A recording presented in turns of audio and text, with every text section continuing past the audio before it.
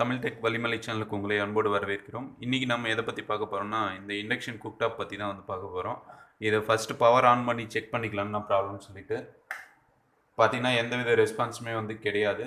Start up டோனும் வரல, display எதுவுமே வந்து பீப் சவுண்டுமே வந்து வரல. இதுதான் வந்து இந்த இண்டக்ஷன் குக்டாப்பில் வந்து ப்ராப்ளம். இது எப்படி ஸ்டெப் பை ஸ்டெப்பாக வந்து செக் பண்ணதுன்னு சொல்லிட்டு இந்த வீடியோவில் வந்து பார்க்கலாம். இந்த வீடியோ வந்து ஸ்கிப் பண்ணாமல் பாருங்கள். அதுக்கு முன்னாடி நம்ம சேனலை வந்து சப்ஸ்கிரைப் பண்ணாதவங்க மறக்காமல் சப்ஸ்கிரைப் பண்ணி பெல் ஐக்கனை ப்ரெஸ் பண்ணி ஆல்ன்றது செலக்ட் பண்ணிக்கோங்க. வாங்க வீடியோக்குள்ளே போகலாம். ஓகே, ஃபஸ்ட்டு பார்த்தீங்கன்னா இன்புட் 230 வோல்ட் வந்து நம்மளுக்கு வருதான்னு சொல்லிட்டு செக் பண்ணிக்கலாம். பவர் கேபிள் ஏசி வோல்ட்டு மேக்ஸிமில் வந்து நம்ம செட் பண்ணிக்கலாம் 600 வோல்ட்டில். இப்போ வந்து பார்த்திங்கன்னா இன்புட் வோல்டேஜ் வந்து செக் பண்ண போகிறோம். பார்த்திங்கன்னா நம்மளுக்கு இன்புட் 210 வோல்ட் வந்து இன்புட் வந்து வருது. ஸோ பவர் கேபிள்லாம் ஓகேவாக தான் இருக்குது. நெக்ஸ்ட் வந்து பிரிட்ஜ் ரெக்டிஃபயருக்கு இன்புட்டாக வந்து நம்மளுக்கு போதா அப்படின்னு சொல்லிட்டு ஒரு வாட்டி செக் பண்ணணும். பார்த்திங்கன்னா பிரிட்ஜ் ரெக்டிஃபயருக்கு இன்புட் வோல்டேஜும் வந்து போகுது.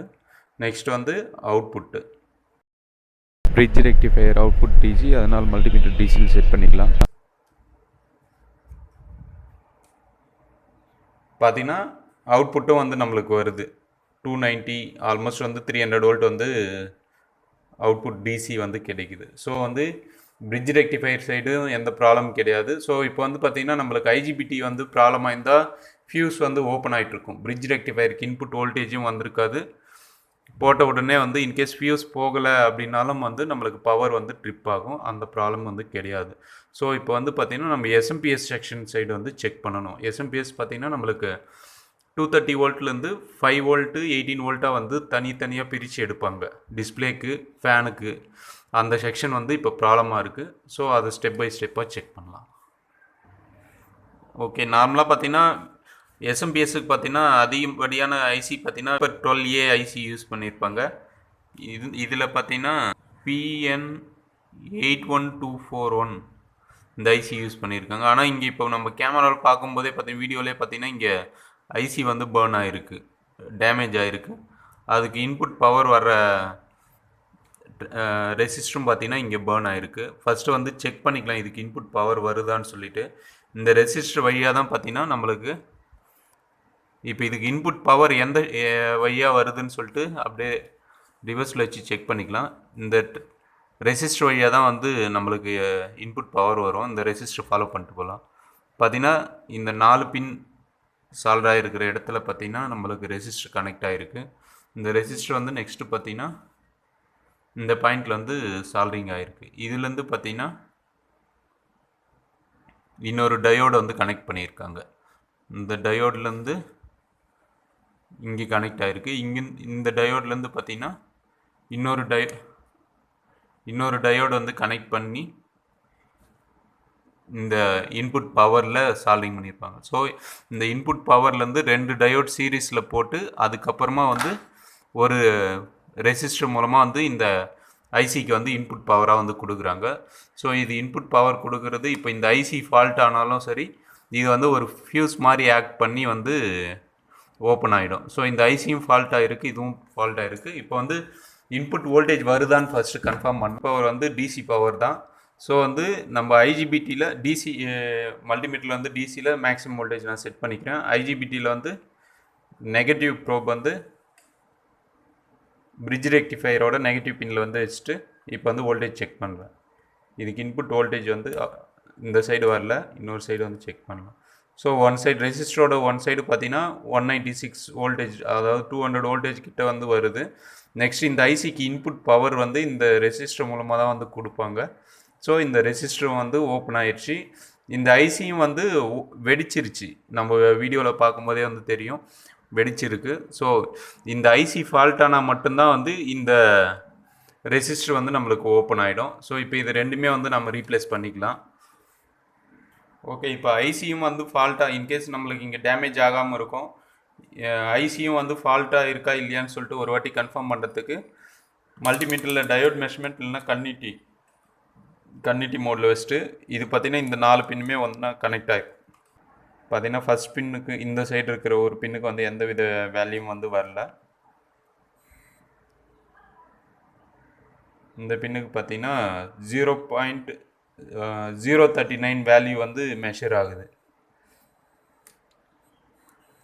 இதெல்லாம் பார்த்தீங்கன்னா ஐசிக்கு இந்த அளவுக்கு வந்து லோ வேல்யூ வந்து மெஷர் ஆகாது. இது வந்து பார்த்தீங்கன்னா ஷார்ட் தான். டயோட் மெஷர்மெண்ட்லேயும் வச்சு செக் பண்ணிக்கலாம். ஃபஸ்ட் பின்னுக்கு எதுவும் வேல்யூ வரல. நெக்ஸ்ட்டு பார்த்தீங்கன்னா 0.038,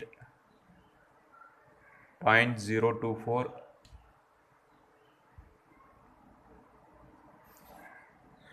0.024. இது பார்த்தீங்கன்னா இந்த ஐசி வந்து ஷார்ட் ஆகிட்டு இருக்கு. அதனால தான் வந்து இந்த ஃபியூஸ் வந்து நம்மளுக்கு ஓப்பன் ஆகிருக்கு. ஸோ இப்போ இந்த ரெசிஸ்டர் 22 ohms ரெசிஸ்டரையும் ரீப்ளேஸ் பண்ணோம். இந்த ஐசியும் வந்து அதே சேம் ஐசி தான் வந்து ரீப்ளேஸ் பண்ணோம். நம்ம வந்து வைப்பர் 12A செட் ஆகும். அதுக்கு அந்த ஐசி கிடைக்கல அப்படின்னா அந்த நீங்கள் நெட்டில் போட்டு செக் பண்ணணும். இதுக்கு கம்பேட்டபிள் ரீப்ளேஸ்மெண்ட் ஐசின்னாவோ அதை வந்து செக் பண்ணி வாங்கி ரீப்ளேஸ் பண்ணுற மாதிரி இருக்கும். ஓகே, இப்போ பார்த்தீங்கன்னா நம்ம சேம் ஐசியும் 22 ohms வந்து ரெசிஸ்டர் வந்து வாங்கியாச்சு. இப்போ வந்து இதை ரீப்ளேஸ் பண்ணிக்கலாம். ஃபஸ்ட்டு இதை டீசால்டிங் பண்ணி வெளியே எடுத்துடலாம்.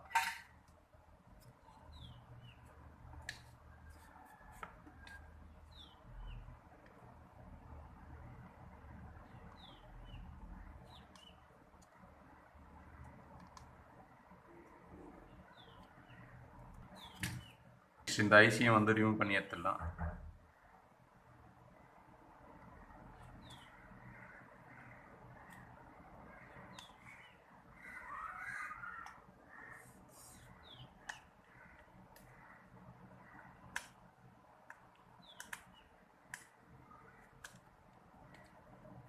ட்ராக்லாம் ஆல்ரெடி லைட்டாக கட்டாக இருக்குது, சால்விங் பண்ணியிருக்கிறது.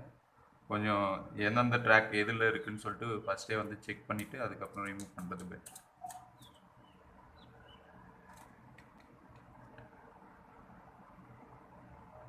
பார்த்தீங்கன்னா ஃபால்ட்டி வந்து ரிமூவ் பண்ணியாச்சு. நெக்ஸ்ட் வந்து ஐசி வந்து ரீப்ளேஸ் பண்ணிக்கலாம்.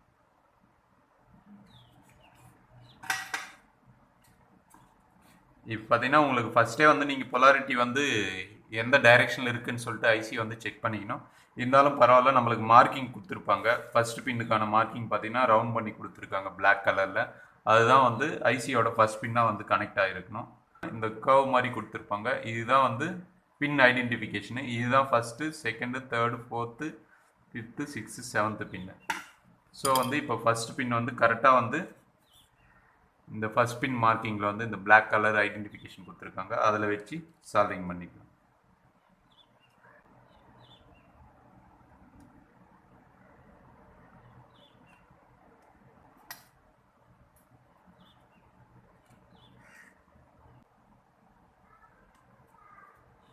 ஓகே, ஐசி பார்த்தீங்கன்னா சால்விங் பண்ணியாச்சு. கரெக்டாக எந்தெந்த ட்ராக்கோ அது கூட வந்து ஜாயின் பண்ணியாச்சு. நெக்ஸ்ட் பார்த்தீங்கன்னா இந்த ரெசிஸ்டர் வந்து சால்விங் பண்ணிக்கலாம்.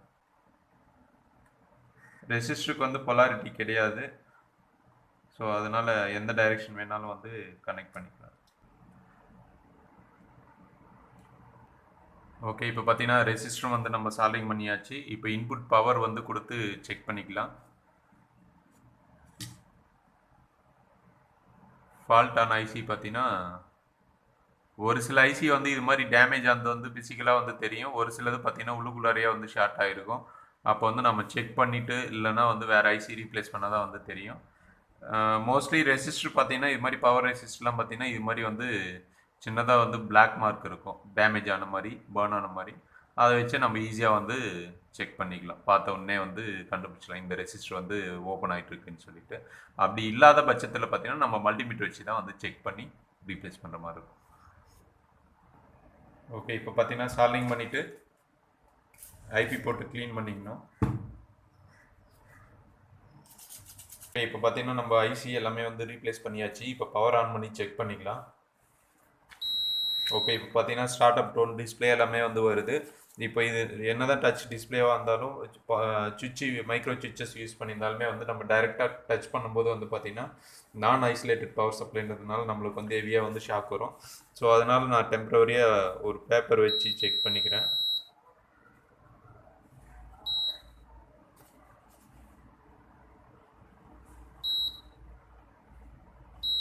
பார்த்தீங்கன்னா இப்போ நம்மளுக்கு ஆன் ஆயிடுச்சு. எஸ்எம்பிஎஸ் செக்ஷன் வந்து ஆன் ஆயிடுச்சு. ஓகே ஃப்ரெண்ட்ஸ், மேலும் இது போன்ற டெக் வீடியோக்களுக்கு தமிழ் டெக் வலிமலை சேனலை வந்து சப்ஸ்கிரைப் பண்ணுங்கள்.